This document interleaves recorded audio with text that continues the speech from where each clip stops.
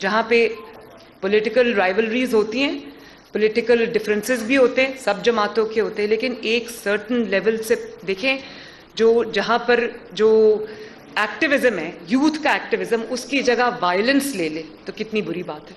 تو یہ ملک کہاں جائے گا؟ مجھے نہیں پتا کسی کو اس چیز کا احساس ہے کہ نہیں. میرے لیے یہ بہت بہت فکر کی بات ہے. پاکستان کو, یہ بات میری دھیان سے سنو, پاکستان کو ایکسٹرنل تھریٹ نہیں ہے. ایکسٹرنل تھریٹ کے ساتھ الحمدللہ we are an atomic power. ہم ایکسٹرنل تھریٹ کے ساتھ اچھے سے ڈیل کر سکتے ہیں. پاکستان کو انٹرنل تھریٹ ہے. پاکستان کو تھریٹ ہے پولیٹیکل پولرائزیشن سے. پاکستان کو تھریٹ ہے انٹرنل جو انسٹیبلٹی ہے اس سے. تو پولیٹیکلی افیلیٹ ہونا کوئی بری بات نہیں ہے, پولیٹیکل افیلیشنز ہونی چاہیے, لیکن کوئی ایک جگہ جا کے بچوں کا, یوتھ کا کنسنسس ہونا چاہیے کہ یہ ہمارا ملک ہے. یہاں کی جب ملک کی بات آئے گی, چاہے وہ کوئی بھی جماعت ہو, اس پہ کمپرومائز نہیں ہوگا.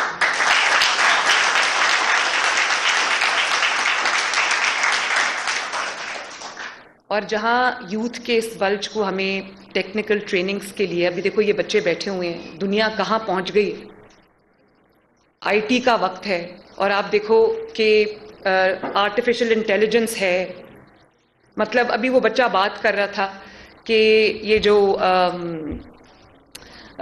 فری لانسرز ہیں, تو جب بچے اب یہ سب بچے جو ہیں یہ اپنے اون پہ انڈیپینڈنٹلی اپنی انڈیویجول کیپیسٹی میں محنت کر رہے ہوں گے. آپ سوچو کہ ملکی لیول پہ, نیشنل لیول پہ اگر کوئی گورنمنٹ ان کا ہاتھ پکڑ کے ان کو صرف ان کے جو ایریا میں یہ جانا چاہتے ہیں اس میں پکڑ کے ان کو ٹریننگز دے, ٹریننگز کے بعد ان کی جاب اپرچونٹیز ہوں, اور پھر اتنی ٹریننگ ان کو دے انٹرنیشنل پرسپیکٹو سے بھی کہ یہ اگر ملک میں رہ کے کام کرنا چاہیں تو آج کل آپ کو پتہ ہے سب کچھ آئی ٹی بیسڈ ہے. آپ لوگ ڈالرز میں اپنی انکم کر سکتے ہو. اور کیوں آپ کی عمر کے بچے جو ہیں وہ کیوں ماں باپ پہ ڈیپینڈنٹ ہوں؟ ان کو ماں باپ کا بلکہ ساتھ دینا چاہیے, سپورٹ کرنی چاہیے.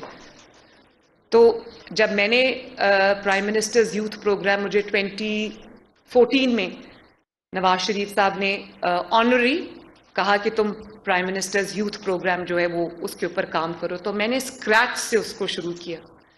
اس میں یوتھ لونز بھی ہم نے بچوں کو دیے, اسکالرشپس بھی ہم نے خود جا کے یونیورسٹیز اور کالجز میں لیپ ٹاپس اور لونز, جو بچے ٹیکنیکل ٹریننگز کرنا چاہتے تھے ان کو ہم نے ٹیفٹا کے ساتھ ٹیکنیکل ٹریننگز ان کی کرائیں.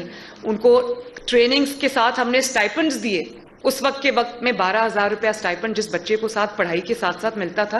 بچے اتنے خوش تھے, پھر ان کی ہینڈ ہولڈنگ کی, ان کو انکیوبیٹرز بنا کے دیے.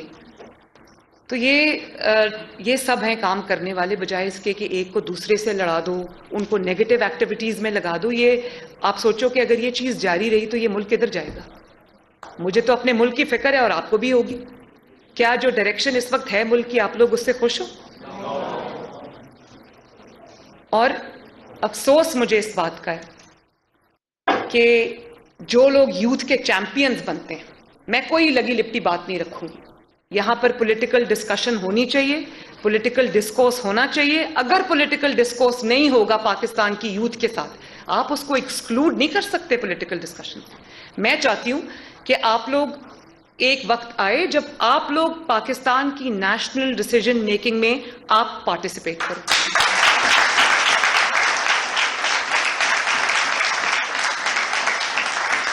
چاہے وہ لڑکیاں ہوں یا وہ لڑکیاں ہوں, اگر اسٹیک ہولڈر سب سے بڑے آپ ہو, پاکستان کا فیوچر آپ ہو, تو پریزنٹ میں بھی جو آپ کی ڈیسیجن میکنگ ہے اس میں آپ کا ہاتھ ہونا چاہیے. اور جماعتوں کو صرف یوتھ کا نعرہ نہیں لگانا چاہیے, اپنی جماعتوں کی رینکس میں یوتھ کو انکلوڈ کرنا چاہیے. پارلیمنٹیرینز میں بھی یوتھ کی سب سے بڑی تعداد ہونی چاہیے.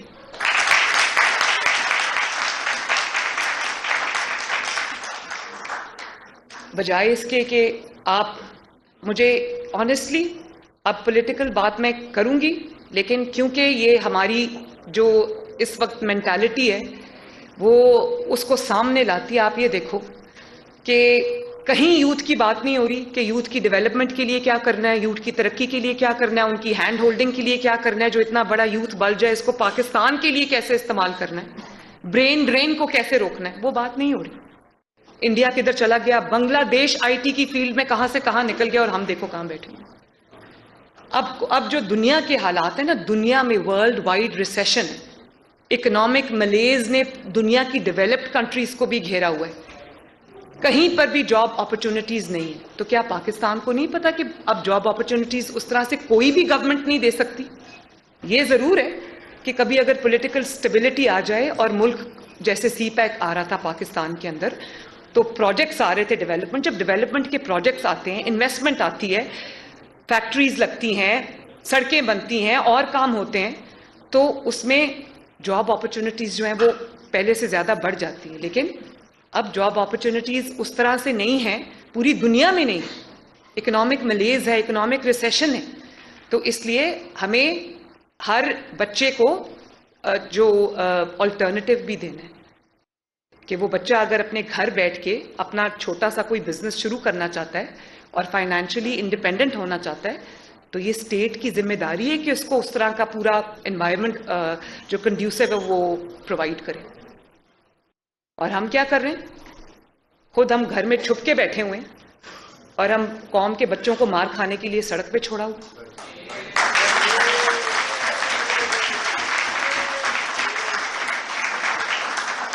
اب وہ جو ذلے شاہ ہے نا, وہ لڑکا جو شہید ہوا ہے, اب ایک ذلے شاہ کی تصویر دیکھو, اور ان کے اپنے بچوں کی تصویریں دیکھو جو لندن میں آرام سے بیٹھے ہوئے.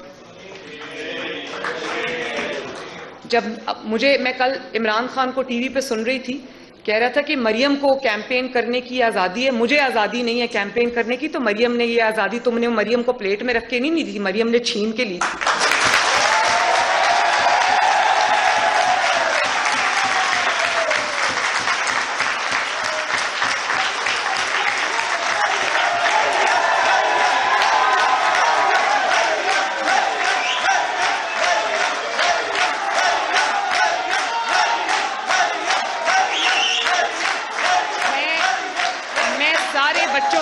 میں ایک سوال پوچھنا چاہتی ہوں. جو عمران خان کا 4 سال کا دور تھا, اس میں جتنی بدترین وکٹمائزیشن میری ہوئی, میری جماعت کی ہوئی, نواز شریف صاحب کی ہوئی, یہ بھی ہمارے اوپر 144 لگاتے تھے, یہ بھی ہمارے اوپر جو ہے وہ پابندیاں لگاتے تھے. صرف پابندیاں نہیں لگاتے تھے, جب دوسری دفعہ مجھے اریسٹ کیا, اس میں صرف میں وہ جج جو ارشد ملک صاحب تھے, ان کی وہ ویڈیو آ گئی تھی بازار میں, جس میں پتہ چلا کہ انہوں نے کہا کہ نواز شریف کے خلاف میرے سے زبردستی فیصلہ لیا گیا.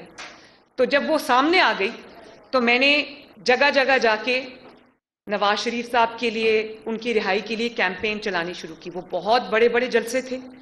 انہوں نے میں اپنے والد سے ملنے ان دنوں میں جیل میں گئی, کوٹ لکھپت میں, انہوں نے مجھے وہاں سے اریسٹ کر لیا. تو 4 سال جتنی بری وکٹمائزیشن کا ہم نے سامنا کیا ہے, ان کو تو کبھی کسی نے انگلی بھی نہیں لگائی. بات یہ ہے کہ تب مریم نواز کو تب بھی جلسے کرنے کی اجازت نہیں تھی, وہ اجازت مریم نواز نے ان سے چھین کے لی تھی.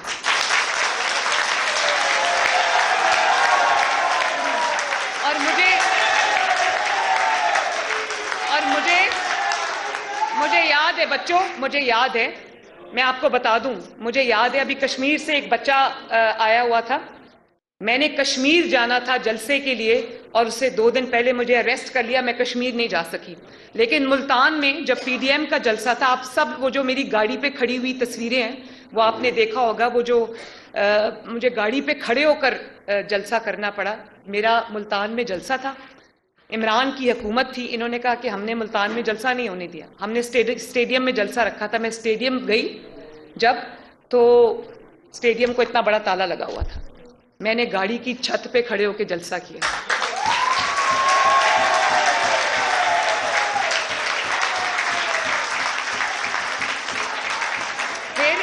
ایک اور میں آپ کو واقعہ بتاتی ہوں. میں نے منڈی بہاؤدین جانا تھا, منڈی بہاؤدین میں اسٹیڈیم میں جلسہ تھا. انہوں نے منڈی بہاؤدین کے اسٹیڈیم میں 2-2 فٹ پانی چھوڑ دیا اور اسٹیڈیم کو تالا لگا دیا. تو وہ جو جس کو پنجابی میں گڈ کہتے ہیں نا, وہ جو ہوتی ہے کیا کہتے ہیں اس کو, ہاں اس کو پنجابی میں گڈ کہتے ہیں, کیونکہ اس کے اوپر کھڑے ہو کر وہ یوں یوں کر رہا تھا, اس کے اوپر کھڑے ہو کے میں نے جلسے سے خطاب کیا.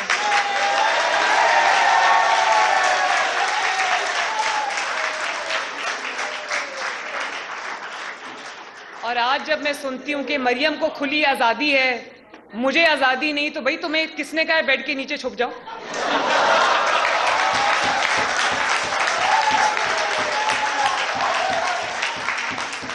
جیسے مریم نواز نکلتی تھی پتھر بھی کھاتی تھی, تم بھی نکلو.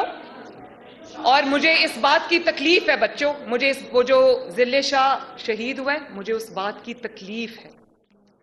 میرے لیے جتنا میرا بیٹا جنید, میری بچے امپورٹنٹ ہیں, اس سے زیادہ امپورٹنٹ میرے لیے یہ قوم کے بچے.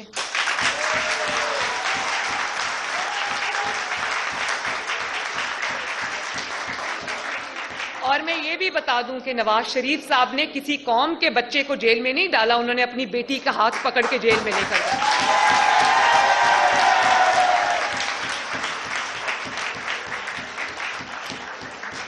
اور قوم کو یہ سبق دیا کہ تم اگر قوم کے کانسٹیٹیوشن کے ساتھ, آئین کے ساتھ کھیلو گے, قوم سے غداری کرو گے, سازشیں کر کے حکومت گراؤ گے, تو یہ ہم ہونے نہیں دیں گے. لیکن اس کے لیے جو قربانی دینی پڑی وہ نواز شریف اور اس کی بیٹی دیں گے.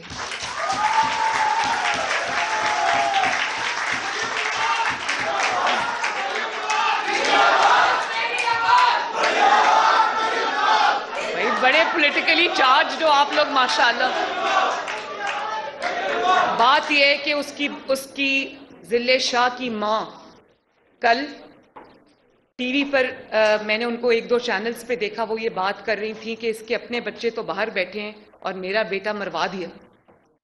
اور وہ میرا بیٹا جو ہر روز اس کی حفاظت کے لیے باہر بیٹھا ہوتا تھا. مجھے یہ بتاؤ کہ میں اس کو لیڈر کہوں یا گیدڑ کہوں, جس نے اپنی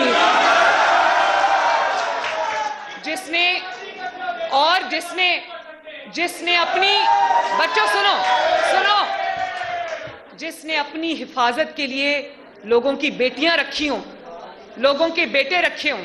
اور آپ کو ایک اور بات بھی بتاؤں, ذل شاہ کے معاملے میں انہوں نے وہ لاش دیکھی بیچارے کی, سارے جس کو کہتے ہیں نا گدوں کی طرح, ولچرز کی طرح ٹوٹ پڑے اس کی لاش کے اوپر.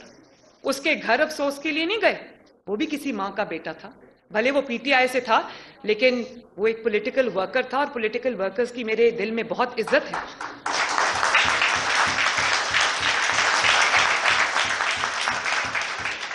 مجھے یہ بتاؤ, میں اپنے یہ بچیاں جو بیٹھی ہیں, بچے جو بیٹھے ہیں, جب کوئی فوت ہو جاتا ہے تو آپ اس کے گھر افسوس کرنے جاتے ہو کہ اس کو کہتے ہو میرے گھر آؤ, میں نے تم سے افسوس کرنا؟ اور قوم کا جو بیٹا شہید ہوا, اس کی آپ کے دل میں یہ عزت تھی, آپ کو پتا تھا کہ وہ ایکسیڈنٹ میں شہید ہوا, آپ کو پتا تھا کہ اس کو ڈرائیور کو کہا کہ بھیس بدل لو تاکہ اس کا پولیٹیکل فائدہ اٹھایا جائے, اور وہ پی ٹی آئی کے رہنما کی گاڑی میں اس کو وہ پھینک گئے ہاسپٹل.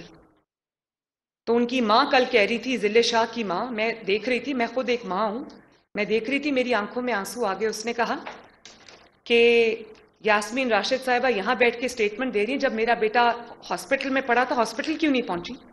اور ان کو سچائی کا پتا تھا, انہوں نے سچائی چھپائی.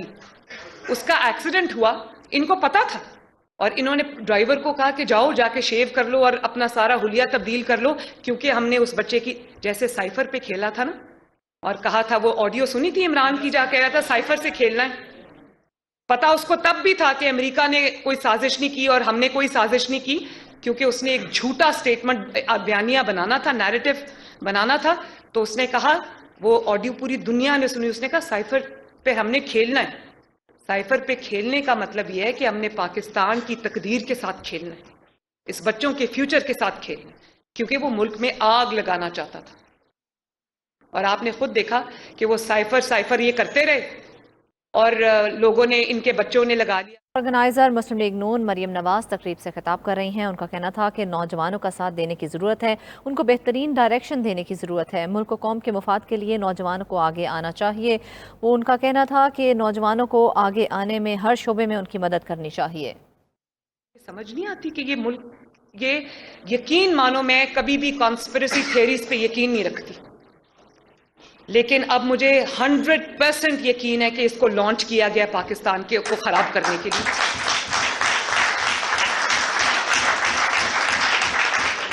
اور کیوں یوتھ کو استعمال کر رہا ہے؟ کیوں یوتھ کو ڈنڈے کھانے کے لیے بلا لیتا ہے؟ بھائی کارکن ادھر آ جائیں، کارکن ادھر پہنچ جائیں.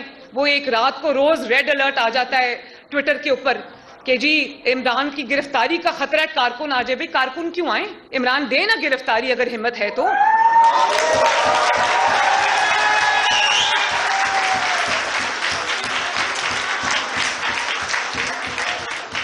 وہ کہتے ہیں نا کہ جس دھڑ سے جو مقتل میں گیا وہ شان سلامت رہتی ہے. یہ جان تو آنی جانی ہے، اس جان کی کوئی بات نہیں.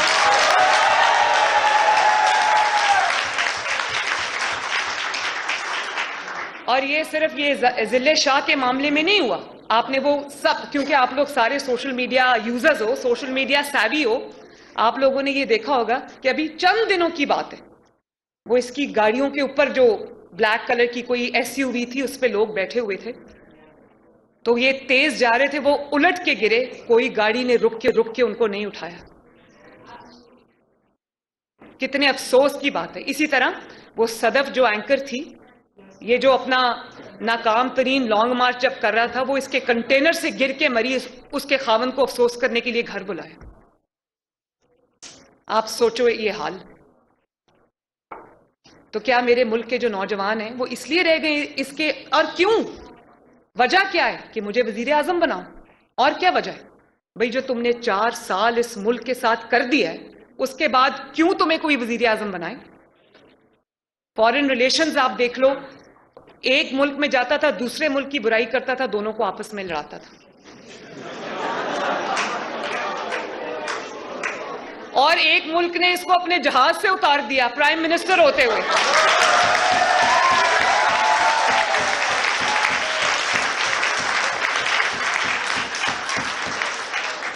اور ٹویٹ کل کیا کر رہا تھا، کوئی چائنیز کسی کو کوٹ کر کے آرٹیکل کو ٹویٹ کر رہا تھا کہ میں نے صلح کرائی تھی ایران میں اور سعودی عربیہ میں، تو اس لیے یہ ہوا ہے. اندازہ کرو آپ لوگ، جو اپنے آپ کو عالم اسلام کا لیڈر کہتا تھا، سعودی عرب کی اور اس کی ایران کی صلح کرا رہا تھا، آج گھر سے نہیں نکل رہا، پلاسٹر لگا کے بیٹھا ہوا.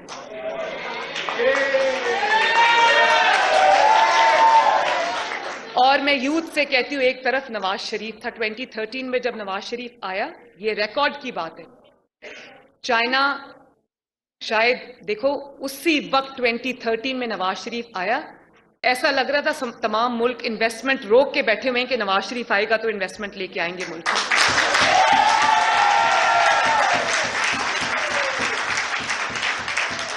آج اس کی وجہ سے ملک $1 بلین کو ترس رہا ہے. $1 بلین. IMF آج ہمیں اس طرح ٹریٹ کرتا ہے جیسے مجھے لگتا ہے کہ ہم کوئی کسی ملک کی کوئی کالونی ہے. کیوں؟ کہ 4 سال، کیونکہ اکانومی کا تو پتہ کچھ نہیں تھا. ابھی فارن ریلیشنز کی میں نے آپ کو سب بتا دی، کون سا جرمنی اور جاپان کی سرحدیں جوڑا تھا. تو اکانومی میں دیکھ لو، IMF کے حوالے اب ہاسٹیج ہے یہ ملک IMF کے ہاتھوں. اگر آج ہم سب مل کے بھی IMF سے جان چھڑانا چاہیں نا آپ کی، پاکستان کی قوم کی، ہم ابھی نہیں کر سکتے. IMF اب کہتی ہے کیونکہ پہلے معاہدہ کیا، قوم کو مہنگائی اور قیمتیں بڑھانے کا معاہدہ کیا کہ ہر ہفتے قیمتیں بڑھیں گی، اور اس کے بعد جب اس کو پتہ چلا کہ اس کی گورنمنٹ جا رہی ہے، وہ معاہدے کو پھاڑ کے پھینک گیا، اس کی بریچ کر کے چلا گیا، اس کو فلاؤٹ کر کے چلا گیا. اس میں کیا ہوا؟ اب آج جب ہم IMF سے نیگوشیٹ کرتے ہیں، وہ کہتے ہیں آپ پہ ہمیں یقین نہیں، آپ نے معاہدہ فلاؤٹ کیا تھا، پہلے قیمتیں بڑھاؤ، اس کے بعد ہم آپ کو پیسے دیں گے. تو کیا یوتھ کے لیے لمحہ فکریہ نہیں ہے کہ $1 بلین کے لیے آج پاکستان کو ہاتھ پھیلانے پڑے؟ 2017-18 میں اس قسم کی کوئی سچویشن تھی؟ 2016 کے اندر پاکستان میں کی ہسٹری میں پہلی دفعہ نواز شریف نے IMF کو خدا حافظ کہہ دیا.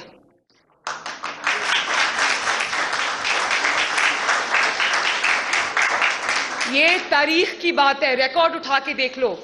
2 point something पे ग्रोथ मिली नवाज शरीफ को. जब नवाज शरीफ गया तो 6% पे ग्रोथ थी, प्रोजेक्टेड 7% थी.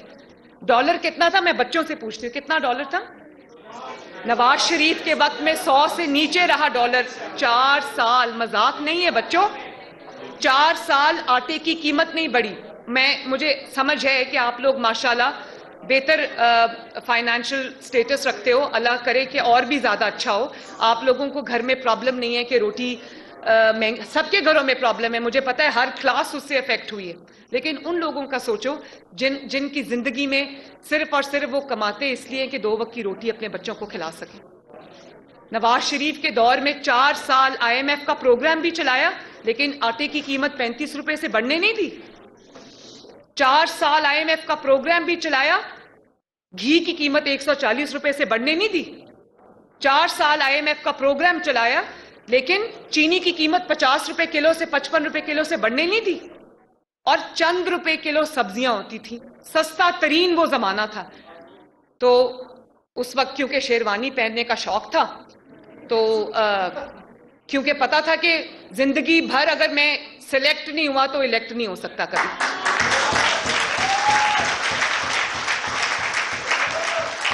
ये आज कौम को क्या सबक दे रहा है?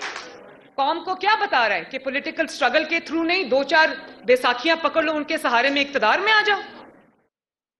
क्या कौम को ये डायरेक्शन दे रहा है? आइन क्या कहता है? जमहूरियत क्या कहती है कि मेरा तो कोई चांस नहीं है, तो मैं थोड़े से जजेस. चीफ ऑर्गेनाइज़र सीनियर नायब सदर मुस्लिम लीग नून मरियम नवाज इस वक्त तकरीब से खिताब कर रही हैं. उनका कहना था कि मुल्क को कौम के खिलाफ कोई साजिश कामयाब नहीं होने देंगे. उनका कहना था कि मुझे आज़ादी प्लेट में रख कर नहीं मिली है, और उन्होंने कहा कि नौजवानों को आगाही देना भी लीडरशिप का काम होता है. और उनका कहना था कि मुस्लिम लीग नून ने हमेशा नौजवान तबके की सलाहियतों से भरपूर फ़ायदा उठाया है. हमें ये दे देगा, कोर्ट हमें वो दे देगा. और कल तोशाखाना की डिटेल्स इस हुकूमत ने पब्लिक की. जब इमरान ने तोशाखाना की डिटेल्स इससे मांगी गई, इसने कहा जाओ मैं नहीं देता, मेरे तोहफे मेरी मर्जी, क्योंकि पता था ना चोरी की हुई है.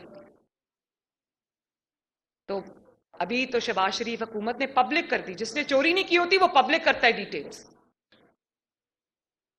तोहफे खरीदने का कानून कहता है, तोहफे चोरी करने का नहीं कहता. और फिर आपने वो तोहफे बजाय तोशाखाना में जमा कराने के आप अपने घर ले गए. फर्स्ट लेडी लोगों को फोन करके कह रही है कि आपने क्यों उन तोशाखाना की तोहफों की तस्वीरें ली, मतलब मेरे जराइम का ट्रैक रिकॉर्ड क्यों रख रहे हो? और फिर उनको बेचा दुबई में बेचा. और वो फरागोगी का नाम सुना है ना? फरागोगी प्रॉपर्टी टाइकून के जहाज में रख के वो पैसे, जो करोड़ों रुपए जिसके बदले वो बेचे थे तोहफे, वो लेकर आई. मनी लॉन्ड्रिंग, लोगों को कहता है मनी लॉन्ड्रिंग, और खुद दुनिया का सबसे बड़ा मनी लॉन्ड्रर है.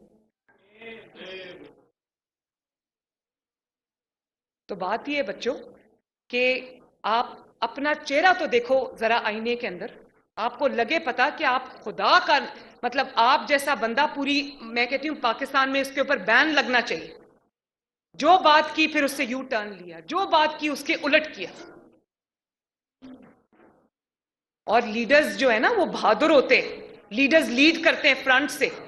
यही मॉडल टाउन जहां आज आप आए हो ना, ये PMLN सेक्रेटेरिएट, इसी की सीढ़ियों पे खड़े होकर जब जजेस को बहाल कराना था तो 2008 के अंदर, तो नवाज शरीफ साहब, उस वक्त मुशर्रफ का दौर था, पाबंदियां वही थी. 200 लोग थे, 200 लोगों के साथ इन्होंने सीढ़ियों पे खड़े होकर खिताब किया. कल मैंने वीडियो ट्वीट किया, वो देखना. नवाज शरीफ साहब ने कहा मेरा मुल्क मुझे बुला रहा है, मेरी कौम मुझे आवाज दे रही है, 1000 पाबंदियां लगाओ, मैं रुकूंगा नहीं, मैं निकलूंगा यहां से.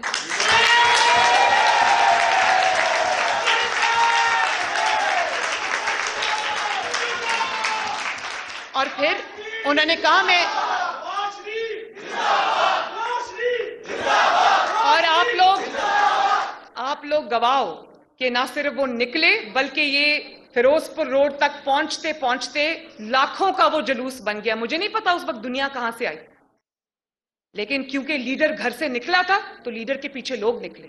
اگر لیڈر یہ کہتا ہو بات چیک کرو پولیس بیٹھی ہوئی ہے کہ نہیں بیٹھی ہوئی ہے، اور اگر اس وقت نواز شریف یہ کہتا کہ چیک کرو خواتین میری حفاظت کر رہی ہیں کہ نہیں کر رہی، ذلے شاہ جب تک گھر کے باہر بیٹھ کے اس کی حفاظت کرتا رہا تب تک اس نے کبھی اس کو منہ بھی نہیں لگایا۔ جس دن پتا چلا کہ وہ شہید ہو گیا تو فٹافٹ اس کی لاش پہ سیاست کرنے کے لیے آ گیا۔ اس سے بڑی تذلیل ایک سیاسی کارکن کی ہو نہیں سکتی۔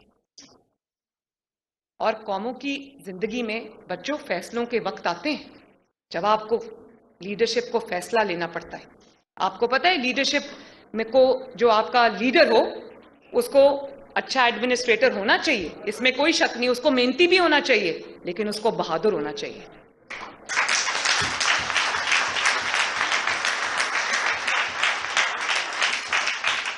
کیونکہ 22 کروڑ عوام نے اپنی قسمت کا فیصلہ اس کے ہاتھ میں دیا ہوا ہے۔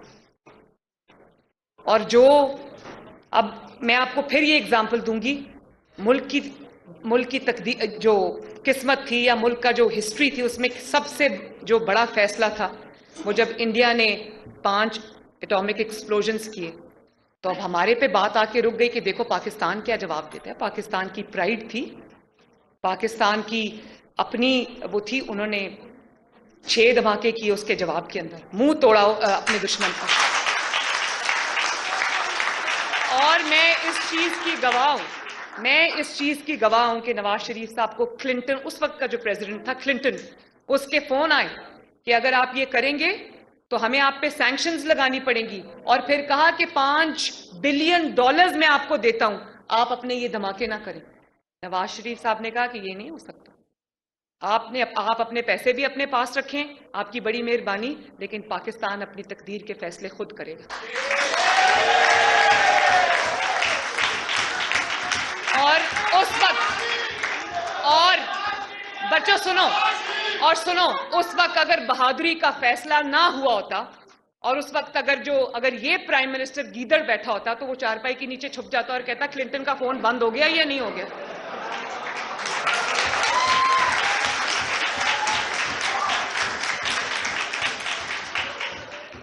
تو مجھے یہ بتائیں کہ کل کو اگر ہماری قوم کی زندگی میں، آپ سب کی زندگی میں، پاکستان کی زندگی میں کوئی مشکل فیصلہ آ جائے تو کیا لیڈر فیصلہ کر سکتا ہے یا گیدڑ فیصلہ کرے گا؟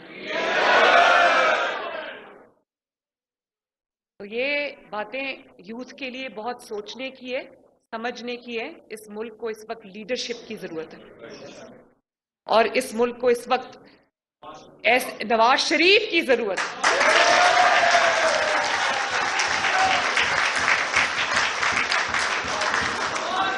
اور میں بتاؤں، میں بار بار ایک بات کرتی ہوں، نواز شریف کے تین دور تھے۔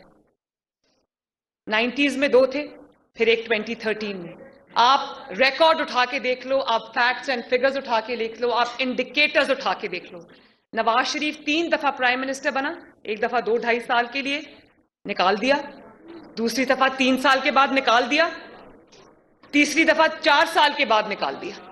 لیکن ایک بات پورے پاکستان کی تاریخ میں درج ہے، ریکارڈ میں ہے، گوگل کر کے دیکھ لو، سب کو گوگل کا پتہ ہے۔ نواز شریف کے آنے سے پہلے کے انڈیکیٹرز دیکھو، نواز شریف کے جانے کے بعد کے انڈیکیٹرز دیکھو۔ نواز شریف 3 بار آیا، 3 بار اکانومی نے یوں پاکستان نے ٹیک آف کیا۔ ملک کے اندر جو گروتھ اس طرح سے بڑھی، بزنس اس طرح سے بڑھا، مارکیٹ سینٹیمنٹ اس طرح سے پازیٹیو ہوا، موٹر ویز اس طرح سے بنی، کارخانے اس طرح سے لگے، انویسٹمنٹ اس طرح سے آئی، لگتا تھا کہ پوری دنیا نے پاکستان کا رخ کر لیا۔ اور نواز شریف گیا تو ملک یوں نوز ڈائیو کیا۔ اور آپ دیکھو، آپ کو فخر ہونا چاہیے کہ لوگوں کو کہتا تھا چور چور۔ نواز شریف کے خلاف 4 سال بدترین احتساب ہوا، نواز شریف بھاگا نہیں، اس نے اپنا بھی حساب دیا، اپنی بیٹی کا بھی حساب دیا، اپنی 3 جنریشنز کا حساب دیا۔ اور یہ کورٹ بلاتی ہے تو وہ پلاسٹر دکھا دیتا ہے اور جلسے کے لیے ہر وقت تیار رہتا ہے۔ اس وقت ٹانگ نہیں ٹوٹی ہوئی، اس وقت کوئی پرابلم نہیں ہے۔ مطلب کیا ہے؟ مطلب یہ ہے کہ کورٹ بلائے گی، کورٹ میں پیش ہوں گا، تو ایکسپوز ہو جاؤں گا کیونکہ جرائم کیے ہوئے. آپ مجھے بتاؤ, آپ پہ کوئی جھوٹا الزام آپ پر لگاتا ہے, آپ کیا کرتے ہو؟ آپ اس کو آنکھیں دکھاتے ہو, آپ اس کو کہتے ہو کہ I am not going to take it lying down. یا تو اپنا الزام واپس لو, معافی مانگو, یا پھر ثبوت دو. کل انہوں نے پی ٹی آئی نے جب انہوں نے لسٹ پبلش کی توشہ خانہ کی, تو انہوں نے جھوٹا میرے پہ الزام لگایا کہ میں نے کوئی گھڑی لی ہے توشہ خانہ سے. تو میں نے اسی وقت میں نے ٹویٹ کو کوٹ کیا, میں نے FIA سائبر کرائمز میں وہ ٹویٹس بھیجی, میں نے پیمرا کو, کیونکہ مریم نواز اس وقت تقریب سے خطاب کر رہی ہیں. ان کا کہنا تھا کہ ملک و قوم کے خلاف کوئی سازش کامیاب نہیں ہونے دیں گے. مجھے آزادی پلیٹ میں رکھ کر نہیں ملی, میں نے چھین کر لی ہے. میں نکلتی تھی تو مجھے پتھر پڑتے تھے. اور ان کا یہ کہنا تھا کہ یہ ملک IMF کے ہاتھوں یرغمال بنا ہوا ہے. IMF سے بات کریں تو کہا جاتا ہے کہ آپ پر اعتماد نہیں ہے. عمران خان نے اپنے دور میں ہمیں انتقام کا نشانہ بنایا. ان کا کہنا تھا کہ نواز شریف کبھی بھی بھاگا نہیں ہے, اس نے عدالتوں کا سامنا کیا ہے.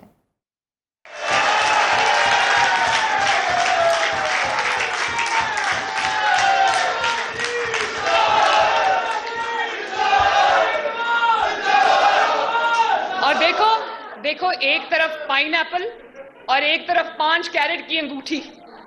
امیجن, کوئی کمپیریزن ہے؟ لیکن جھوٹ کس ڈٹائی سے بولتے ہیں. سب سے ڈیسنٹ لفظ مجھے اس وقت ڈٹائی ملا ہے. کس ڈٹائی سے جھوٹ بولتے ہیں. اور you question my financial integrity, I am going to take you to cleaners.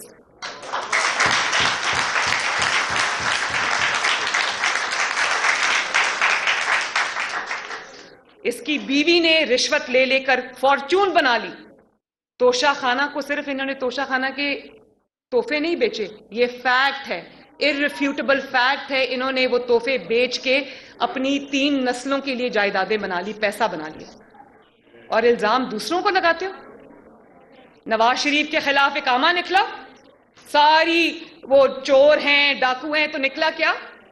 اقامہ, expired visa. اور مریم نواز شریف چور ہے, ڈاکو ہے, نکلا کیا؟ اناناس. اناناس.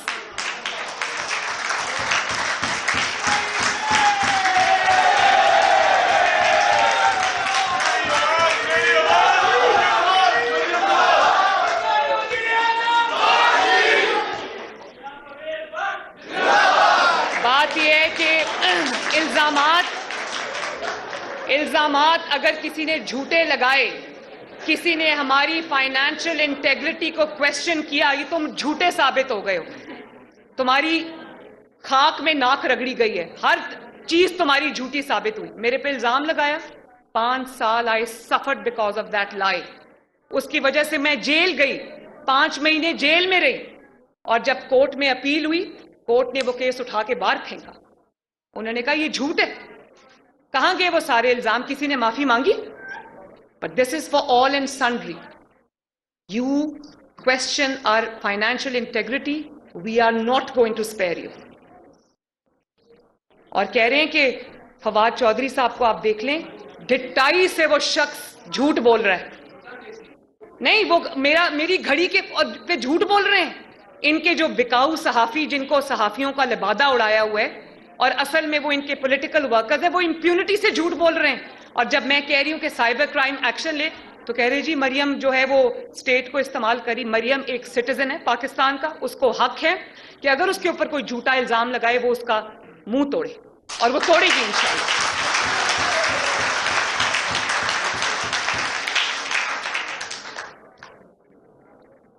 تو بات یہ ہے بچوں کہ اس ملک کی ڈائریکشن جو ہے وہ میرے ساتھ ساتھ پولیٹیکل پارٹیز کے ساتھ ساتھ آپ لوگوں نے سیٹ کرنی ہے. آپ لوگوں کو ڈیسائیڈ کرنا ہے کہ آپ کو کیسا ملک چاہیے. آپ لوگوں نے ڈیسائیڈ کرنا ہے کہ آپ کو وہ ملک چاہیے جہاں قوم کے بچے اپنی گھٹیا سیاست کے لیے استعمال ہوتے ہوں, شہید ہوتے ہوں. آپ ان کو استعمال کرتے ہو, ان کی لاشوں پہ سیاست کرتے ہو. بھئی کیوں کوئی جان دے آپ کے لیے؟ آپ نے کیا کرنا ہے؟ 4 سال آپ کیا کر کے آئے ہیں جو آپ نے اب اگلے 5 سال بھی لینے؟ کیوں؟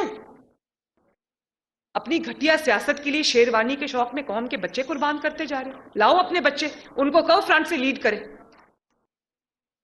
اور بچے کیا، بچے تو چلے لندن میں بیٹھے ہوئے، خود نہیں نکلتے گھر سے، چھپ کے بیٹھے ہوئے. اب آپ یہ دیکھ لو نا.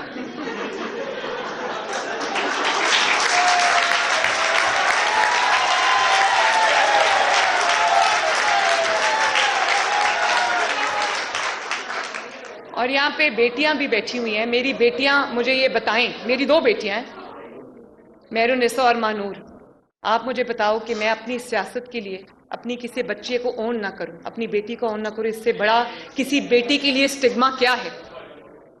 جو ٹیرین خان ہے، عمران اس کا اعتراف کر چکا ہے. اس کی کسٹڈی جو ہے وہ ایفیڈیوٹ ہے، وہ کسٹڈی جو ہے وہ دی ہوئی اپنی اس کی خالہ کو کہ میری بیٹی کی یہ ہوگی.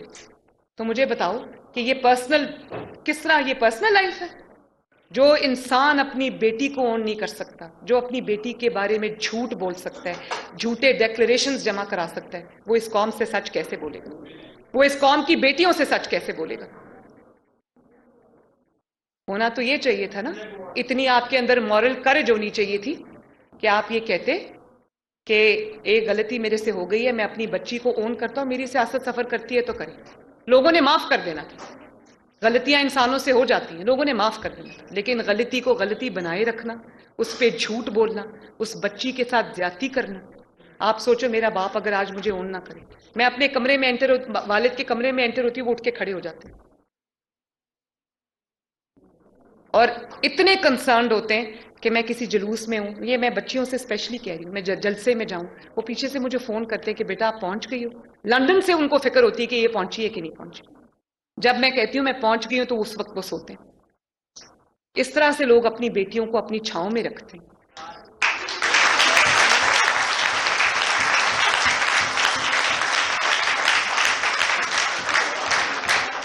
جو اپنی بیٹی کا نہیں ہو سکا وہ قوم کی بیٹیوں کا ہو سکتا ہے. میں بیٹیوں سے سوال پوچھتی ہوں، جو ذل شاہ کا نہیں ہو سکتا وہ قوم کے بیٹوں کا ہو سکتا ہے؟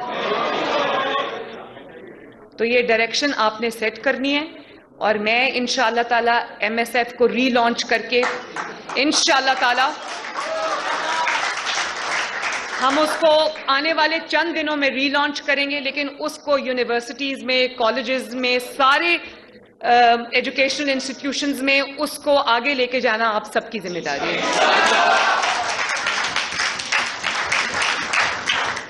اور آخر میں ہم مل کے انشاءاللہ تعالیٰ یہ عہد کرتے ہیں کہ انشاءاللہ تعالیٰ یہ ملک کو ہم وہ جگہ لے کے جائیں گے جس کا خواب قائد اعظم اور علامہ اقبال نے دیکھا تھا. اور وہ وقت آئے گا جب آپ لوگ اپنے ہاتھ میں ڈیسیجنز لوگے. ایک سیکنڈ. وہ وقت آئے گا جب آپ لوگ اپنے ہاتھ میں ڈیسیجنز لے لو گے کہ انشاءاللہ تعالیٰ پاکستان ایک بہت بڑی فارمیڈیبل فورس بنے گا انشاءاللہ تعالیٰ. Thank you. اچھا آپ تھینک یو.